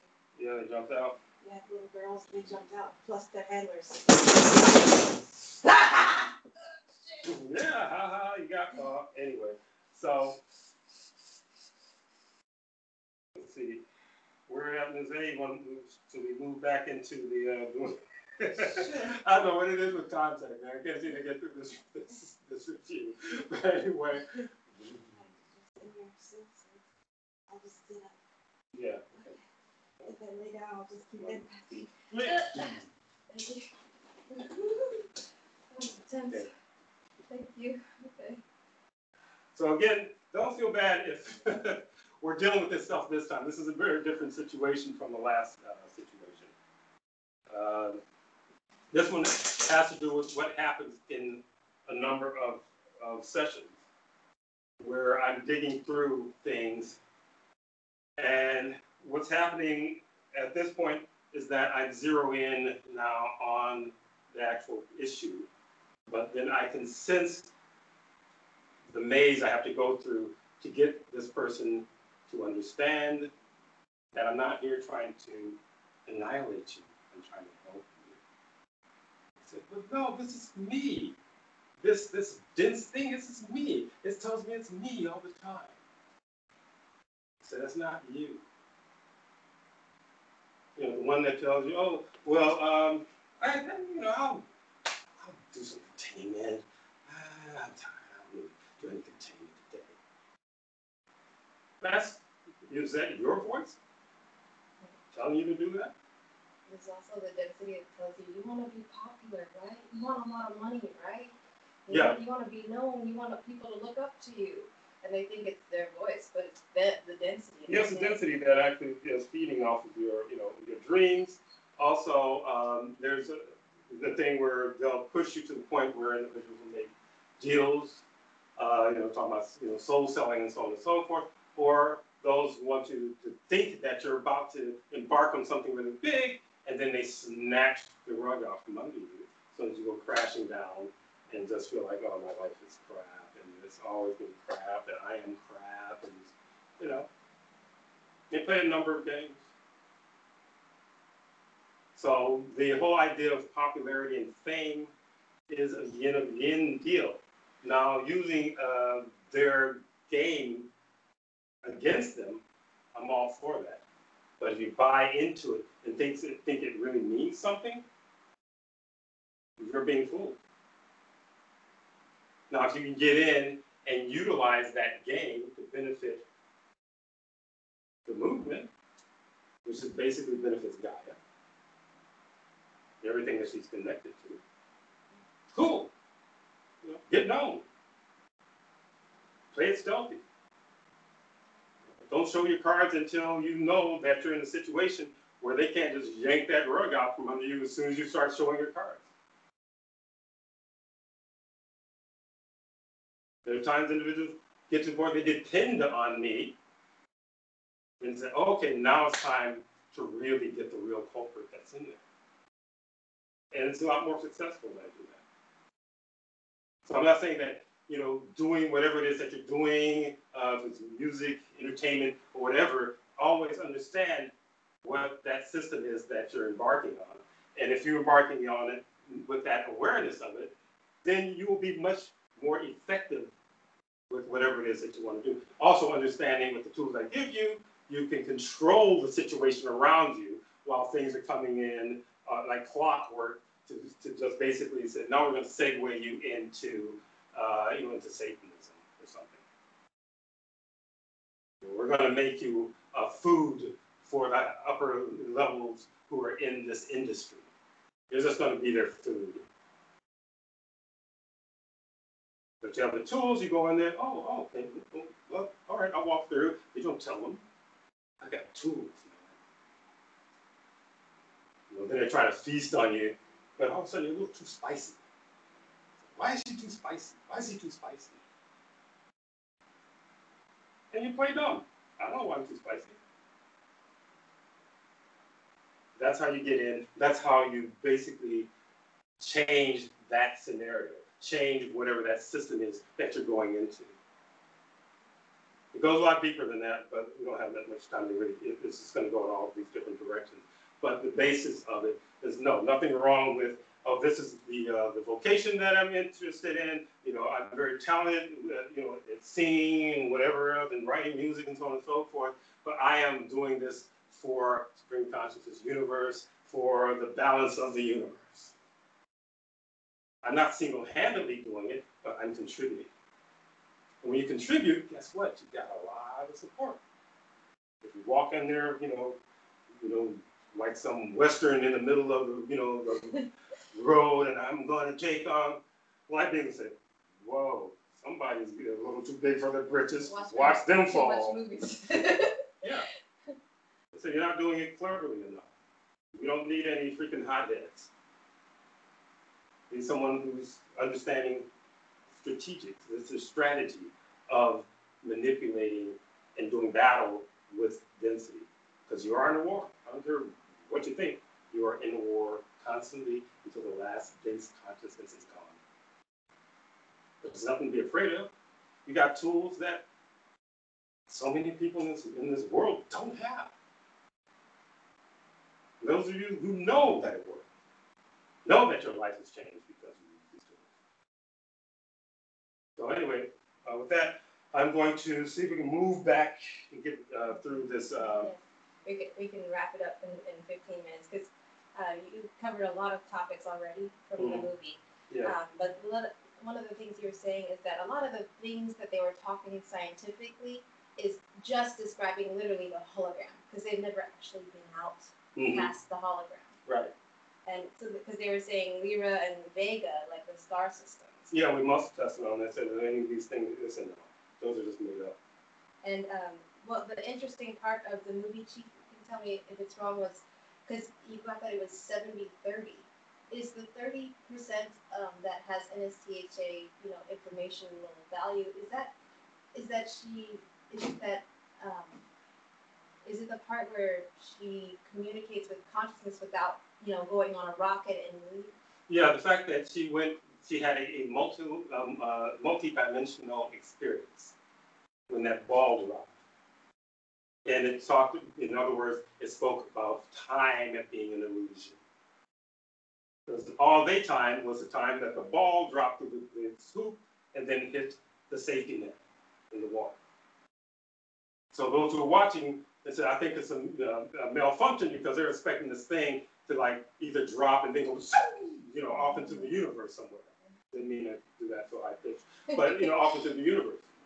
So within that movie, they were talking. That's why I said they're playing both sides of the fence. The concept of time being an illusion. So she comes back, and the system doesn't want to believe her. What she was saying. How can you prove that you went anywhere? You didn't bring any artifacts back. So this is another yin thing, creating a realm where no one can trust anyone. This is created.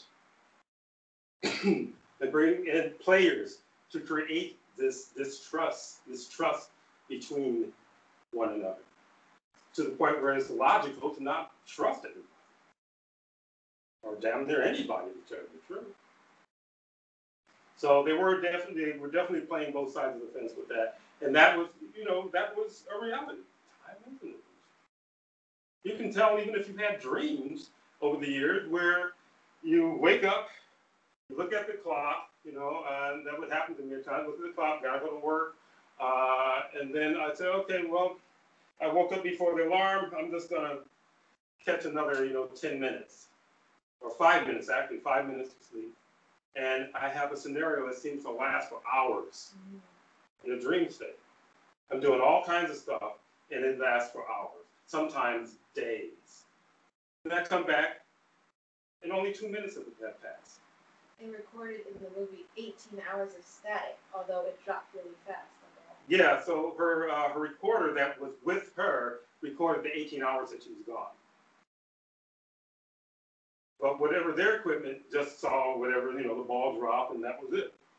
But where she went, and what was, connected to her, went where she went, it recorded 18 hours, but it was static, But the fact of the matter is, she said she was gone for 18 hours, and the recording said that she did. And I think at the end of the movie, the one woman, Angela Bassett, been doing this number, also strong women kind of deal. But the movie literally was jerking women around, really, in the sense the certain men, had more influence than the women. Even though Angela Bassett's character, a black woman, was a secretary of the Secretary of State or something like that, to the president. And she's, seems like very no nonsense. And Angela Bassett, she plays those types of roles in the past anyway. No nonsense, kind of tough woman, And but the thing is that in the end, she had some wisdom about things, but she only had so much clout. The president has the last word, literally. And so she talked about, okay, well, what about this particular study? She's talking to this one guy, I don't know if he's a defense guy or whatever, who she was saying, there's some, the study said, do you see the study? Yeah, I kind of glanced over it. She said, well, I noticed something having to do with recording that it took, that it says that it recorded for 18 hours. Don't you find that interesting? Yeah, that's interesting. And they just kind of leave it. They kind of leave it there, like that. Then they have this weird romantic stuff going on with, McConaughey character and her. It was just bizarre. Yeah. There's something that you were. Okay, well, just how every time that there's a lot of like disappointing kind of energy where the women work so hard and then, they have to endure so many obstacles, but it was like just showing there's this kind of sour feeling at the end if you were a feminist watching that movie. I don't know. Yeah, I almost felt like he tried to dupe her one, a Duke Women one, when that guy called Cowboy died. Yeah, when he's, he basically pushed her out of the seat to actually go and, on the journey in this capsule. He's grandstanding, and even when they're doing this test before he's supposed to take the journey, he's busy, I have to do some checks and so on and so forth. And they say, wow, he's really hamming it up. And then what happens is like some fanatical, religious guy somehow ends up on the platform. Which begs of some other stuff, how a person could get on the platform, which I understand why it could happen, but I'm going to leave that alone. This guy is there, and she recognizes this guy because he keeps showing up and, spouting religious rhetoric and so on and so forth, about what they're doing is against God and all this other kind of stuff. So he decides he's going to, they talk about Al-Qaeda and, and suicide bombers. This guy comes up, he's strapped with bombs, and he blows himself up, including cowboy hat, and destroys the first prototype of this vehicle that they're supposed to use. And I said, well, it sounds like they're, duking, giving, women a little something. Because this guy is such a sleazy, snaky little guy. He's, he has savvy, and he can savvy his way and savvied her out of her position. And then she ended up going anyway because he got blown up. But then they show the main character after she goes through this experience that was real for her. they have her in a jacket, a straight jacket. Yeah, and she's up in scratches an on her asylum. face. It looks like she's been starved. And I'm like, so this is a feminist movie. Yeah, she comes back having this experience. They never explained it. Probably maybe it's an clip to it or something. Because a lot of times in movies, they will take things out, sometimes having to do with the length of the movie, because it's already 2.5 hours long. And so she comes back, and the next scene, she's in a straitjacket, her face is scratched up, she looks malnutrition, and I was like, well, how did they get from that to this, and who scratched her face? Was it like she was insane and she's scratching her face or whatever? They never really explained that. So that was kind of odd. And bullying someone for having an otherworldly experience. Yeah, she's being bullied for having an experience that they didn't agree upon. Which, then we go back to all of a sudden admitting that there are UFOs or these other vehicles that they can't figure out where they came from. So that kind of ridicule, that's another one of the reasons that I wanted to actually review that movie. It had to do, so the thing has to do with their discovery they're admitting last month that this is what's been going on, and that people like myself and a whole ton of other people knew what was going on. But they have just enough little mouthpieces to sit there and just, quiet you down. Just, yell you down. You have the truth, but the masses, dominate. Masses, but they choose who the masses are. And then they basically animate it everywhere. When in reality, perhaps the masses, in some sense, that I'm not surprised that there are other awareness out in the universe. And even when they were doing this part, and I'm going to shut because I know the alarm went off. This part where she ends up in this other place, and this guy shows up, looks like her father, and he's not really quite sure because he says, he calls her nickname and so on and so forth. But he's talking as a collective, but also as her father at the same time. And then there's something having to do with how they've been doing this for millions of years, millions of who years, because they're in this other star system, and as you know, even in this solar system, each planet measures the year differently from planet Earth. So there's this going on, and there's also this separation of consciousness and a lack of unity amongst the consciousness in the universe, which is not the reality. So with that, I'm going to just go ahead and sign off with that as a thought. But if you want to watch it, I think it's worth watching with what we've talked about and see what you find. Okay? So, 6 minutes. What, 6 minutes what? 6 minutes. Oh, so that was a 10-minute one? Yes.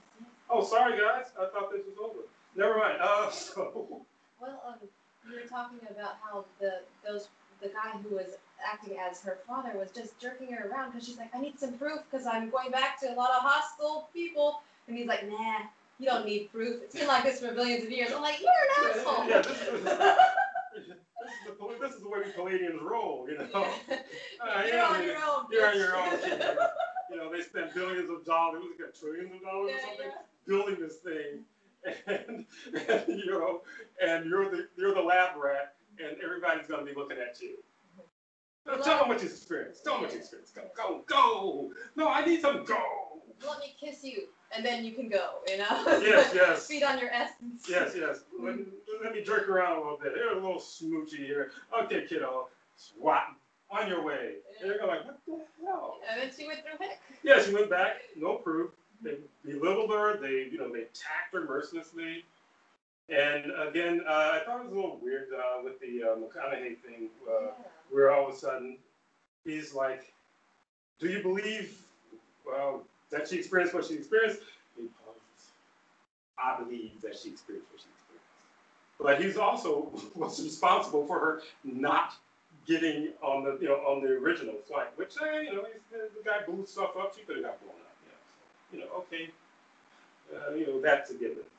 But he literally ran this religious question having to do with if 70% of the people on the planet believe in a God, how can you represent the planet? like the concept of believing in a God had some validity to meeting another entity in another part of the solar system. So I'm supposed to represent, I don't know, what am I supposed to represent? The limitations of humanity? Or what? It didn't make any sense. Again, they're just throwing a bunch of stuff around. And so you have to really read between the lines to actually, make heads or tails of what's really going on. But when he did that, when he did this number asking her about, believing, how can you represent everyone when most people, believe in God? And they didn't even say what kind of God they believed in, because that's another mind screw. How many wars have been waged because somebody believed in this God, someone believed in that God? Even within Christianity, we talked about that. Even within Christianity, where you came from, those Catholics are just these brutal so and so and so. I said, but Catholicism is Christianity too. So I'm not a Baptist. I'm an Episcopalian. I'm a Lutheran. I'm this. I'm that. So they have this simplified, people believe in God. So maybe it's just better to send someone who didn't believe in God. Because how do you explain all these folks claiming to believe in a God, but they're all believing in these different gods and different representations? They said, wow, you represent these guys? Wow, you folks are, you're truly insane. So, I'll go ahead. When we talk about fetishes today, Chief, we could consider the belief in God like a fetish, because they believe in it or him or her for luck. And, to give them things. Isn't that what people believe in fetishes for? Yeah, well, if you have a cross and you go, kiss the cross, that's a fetish. All right, yeah. The Bible is a fetish.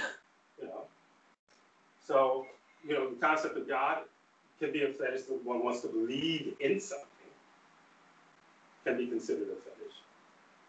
But when I talk about fetish, it's something that they hold in their hands and they look at and so on and so forth. So what you're saying is, there's another level of believing in a fetish. People who believe that the government is here to protect them. It's believing in a fetish that has no truth to it. If anyone have any questions, I know we have a couple minutes left. Okay. Or are you all thinking about? Okay, so with that, I know that there's some other things. I didn't want to just really open up something that was going to take another 15 minutes or so to deal with. But I know that there was also her experience. Like they told her that she would like meet them again, and Oh, right. Well, that sounded like some of the Palladian stories I've read over the decades. Where, because didn't he say something about them messing up their planet or something, or just being confusing? Yeah, well, I do remember him saying your species is interesting.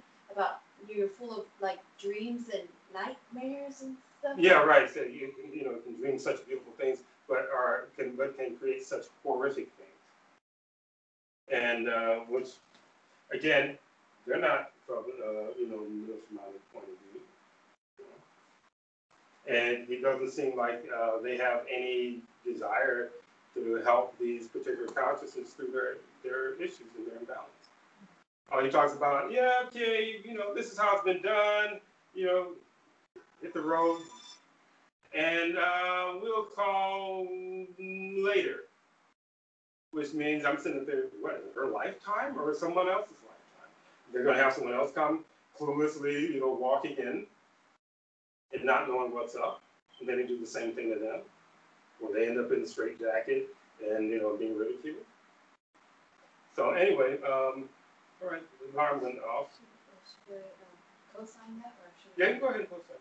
Well, if you watch, there's Matthew McConaughey's reading something, and he's talking to on the Larry King live show. Mm-hmm. He says something that is very much along the lines of what Chief was saying. He says, are we fundamentally happier as a human race? Are things better because of technology? And then it says, we shop at home, we surf the web, but at the same time we feel emptier and lonelier. And what is the meaning? We take mindless jobs, we take frantic vacations, deficit finance trips to the mall to buy more stuff that we think are going to fill these holes in our lives. Is there any wonder that we lost our sense of direction? And you were talking about how density or Palladians, they like to say phrases that don't have answers. Yeah, they think it's genius that the person would have these questions, but in the same vein, the person doesn't have any answers. And this has been going on as long as I can remember. When I started paying attention as an adult, in my early 20s, and I say my late teens, really, I started paying attention to what was being said on a general, in a general sense of who's considered to be intelligent or intellectual. 9 times out of 10, they had these questions, and then they go, and they say, oh, well, that guy's really, really deep, and he has some really serious questions. But over a good, I'd say, 50 years, no one had any answers to any of these questions. They just, find another way to ask the same question. So that's what I'm saying with the character. And in the movie, they're playing both sides of the fence. There's people who say, yeah, why am I doing this? Why aren't I happy, even though they tell me that buying the latest iPhone is going to make me happy, or buying a high-end Audi is going to make me happy, or buying a very expensive house that's going to put me into major-ass debt and stress, and possibly selling my soul just to get the resources to gain all these things. And then I'm sitting in it, and it's like, it's not delivering me to nirvana. It's not delivering me to enlightenment. I'm just sitting in an object. I'm just sitting in a nice house, but I have the stress of who I owe for these nice digs that I have. So anyway, I think that's basically where I want to leave it. Thank you. Anyway, folks, thank you again for joining. And I hope you're still there, because it was very silent on the other end. Thank you. Thank you. Oh, you're there. Okay, great. Thank you. Okay, you're welcome. Thank you very much. Thank you, Chief.